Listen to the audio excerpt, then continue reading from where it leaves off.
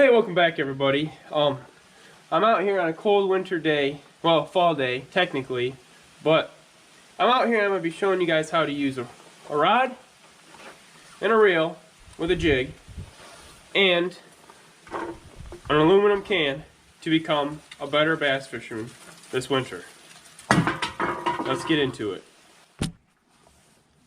So, just imagine, you come home from school or work and you want to go fishing. There's ice on the lakes, it's too cold, or you just don't have time. So you can't get out on the lake and make a couple casts. So what are you going to do to get better and get an edge on your competition?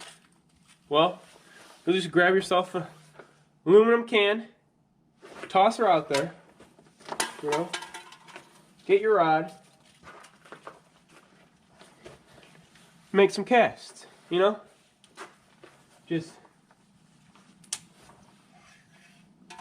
flip her out there, getting a few casts in. You got to practice. And then if you get sick of that, just walk over here,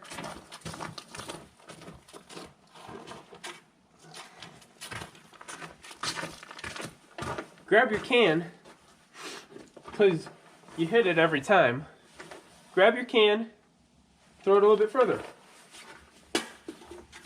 So now you can move that can wherever and flip to it and practice from any angle, where otherwise you would just be sitting inside eating potato chips, not doing anything.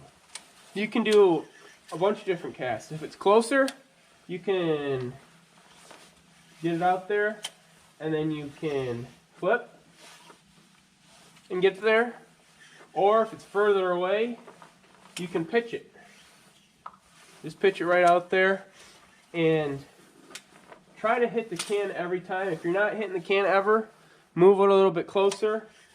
If you're hitting the can every time, then move it a little bit further out, because you're honestly an expert, so move it out to the expert level.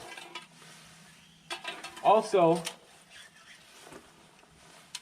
I have braid as a main line. This is what I usually throw in the summer and when I'm open water fishing. I've got some braid to a leader. You want some cheap line so you don't care if it gets scuffed up, because you're going to have to retie this a bunch, because when you flip out there, hit your target, reel back in, there's going to be times that it's going to get scuffed up and the line's not going to be good, so you're going to have to retie. And you're not actually catching fish anyway, so I would just recommend a cheap mono, or just throw what you had on there when you were fishing before, because it's probably going to be bad line before the ice thaws anyway. But that's just flipping. Not everybody flips all day, every day. So what are you going to do if you don't flip? You're going to move the can further.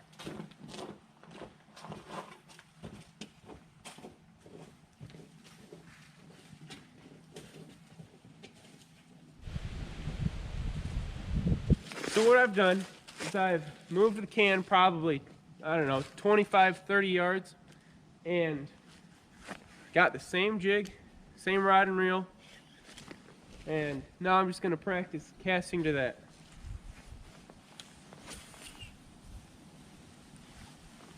You can do sidearm, overhead,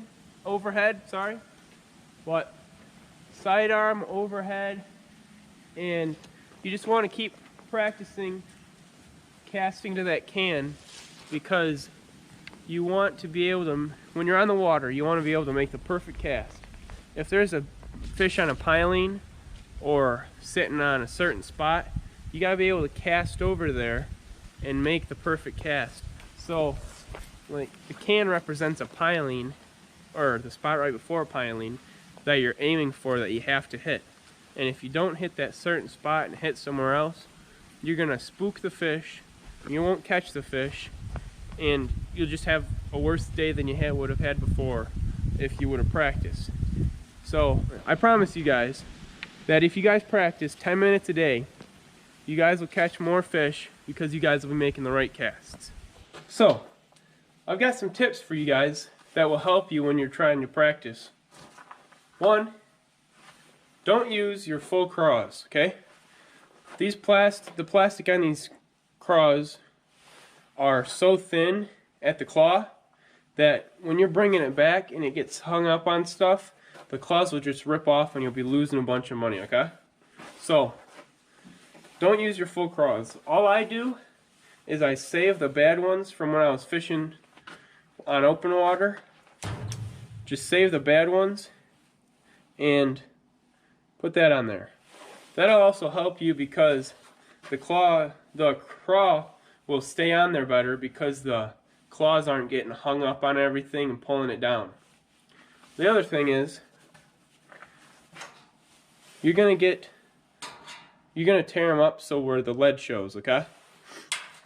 That, I would just dedicate a jig for practicing, but if you're gonna use that jig to, if you're gonna use the jig for fishing again, just take a Sharpie and color in all the silver of the lead so you can't see it. You can do that 1, 2, 4 times, it doesn't matter. Just make sure you can't see any of the silver. It's not a super big deal, but I think it would help you a little bit. And also, for the jig hook was like parallel with the craw before, but from all the flipping, it bent the hook in. You can either take pliers and bend that out, or, like I said, just have a dedicated flipping jig for practicing. And finally, the third tip that I have for you guys is just keep doing it. You know, 10 minutes a day isn't much out of your day, and if you're really dedicated, it will make you so much better, because that's, what is that, 70 minutes a week, an hour and 10 minutes a week. So in the off season you can still be getting better, and it's kind of fun seeing how far you can flip out there and hit the cup, or cast out there and hit the can. So those are just some tips for you guys. Hopefully you enjoyed this video.